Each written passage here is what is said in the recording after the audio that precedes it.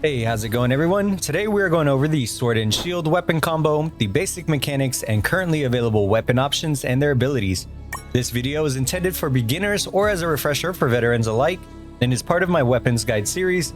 I cover all things related to Wayfinder, so if you want to keep up to date, make sure to subscribe. Let's jump in.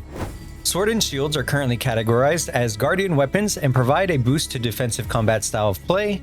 You'll have different ways to attack, either through sword light attacks or shield heavy attacks. Using your sword deals additional damage to enemy health, while your shield deals additional break damage. The sword and shield combo allows you to block and converts incoming damage to drain your stamina meter. In general, attacks are a bit slower and deal moderate damage while building latent power.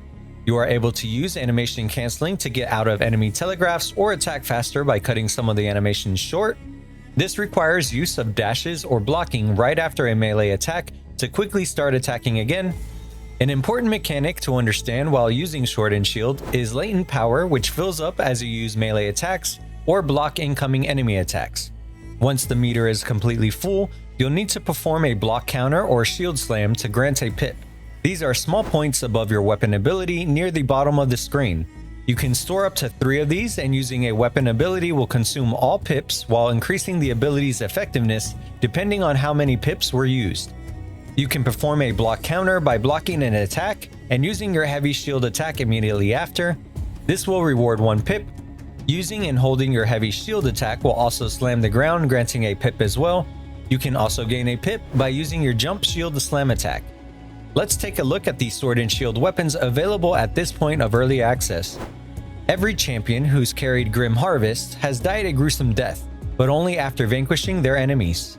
Bone Geyser is the weapon ability in which the player slams the shield into the ground, causing an eruption of bone spikes in a large radius, dealing damage and staggering even heavily armored enemies.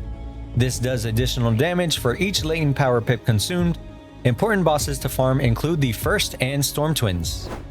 The blade from Radiant Dawn was forged to strike down evil, while the shield was to protect the innocent from harm. The weapon ability is called Archons Blade and empowers the weapon with radiant energy. This also extends damage and range of melee attacks while empowering blocking to greatly reduce incoming stamina damage. Important bosses to farm include the Trial of Lingering Light and the Archon Commander. Next we have Tooth and Claw, which was forged for a champion of the maze and it hungers for battle.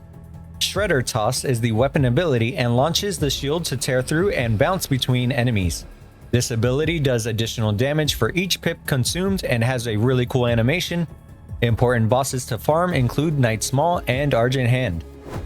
Vanguard was forged by the legendary smith Torlin Iron Tongue, and his legacy remains in this weapon. Power Bash is the weapon ability in which you leap forward to do a powerful shield bash that does massive impact and guard break damage. Vanguard can be purchased at the vendor for gold, and important bosses to farm include the Blood Spawn.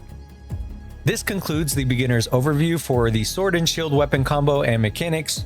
We'll be sure to cover any new weapons added in the future, and as always, thank you for watching, wish you all the best, and see you in the next one.